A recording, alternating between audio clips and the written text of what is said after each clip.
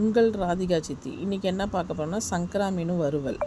அதுக்கு தேவையானது ஒரு பாத்திரம் வச்சு அதுக்கு தேவையான மிளகாத்தூள் ஒரு 2 ஸ்பூன் போட்டுக்கணும். போட்டுட்ட பிறகு கொஞ்சம் மஞ்சத்தூள் போட்டுட்டு அதுக்கப்புறம் உப்பு கொஞ்சோண்டு போட்டுக்கணும். உப்பு வந்து தேவையான அளவு அந்த மீனுக்கு ஏற்ற மாதிரி கொஞ்சம் போட்டுக்கணும். அப்புறம் வெறும் மிளகாத்தூள் இருந்துச்சுன்னா நீங்கள் கொஞ்சம் போட்டுக்கோங்க, இல்லைன்னா விட்டுடுங்க. என்கிட்ட இருந்தது ஒரு 1/4 ஸ்பூன் நான் போட்டுக்கிறேன் வெறும் மிளகாத்தூள். அதை போட்டு கொஞ்சோண்டு நல்லா மிக்ஸ் பண்ணிக்கணும். ஃபஸ்ட்டு மிக்ஸ் பண்ணிவிட்டு அதுக்கப்புறம் தண்ணி கொஞ்சமாக ஊற்றி மிக்ஸ் பண்ணிக்கணும்.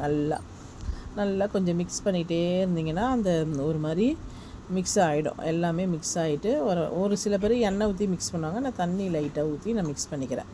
இப்போ வந்து மிக்ஸ் பண்ணி ஒன்றும் கட்டியாக ஆகாமல் எல்லாத்தையும் மிக்ஸ் பண்ணி எடுத்துக்கிட்டு மீனை வந்து இப்போ எடுத்து போடணும். சங்கரா மீன் சொல்லியிருந்தேன்ல, அதை எடுத்து அதில் போட்டு எல்லா மீனையும் அதில் போட்டு நல்லா பெரட்டி நல்லா மசாலா அதோட ஒன்றா சேரணும். அதனால் அதில் போட்டு பெரட்டணும். நல்லா பெரட்டினீங்கன்னா மசாலா ஒன்றோடு சேர்ந்துடும். இப்போ பாருங்கள், பெரட்டும் போதே தெரியுதா உங்களுக்கு எல்லா மசாலாவும் அதில் ஒன்றா சேர்ந்தது.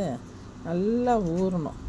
அந்த ஊறினா தான் அந்த மசாலா வந்து உப்பும் அந்த மிளகாத்தூளெல்லாம் உள்ள மீனில் நல்லா இறங்கும். ஒரு 5 நிமிஷம் கழித்து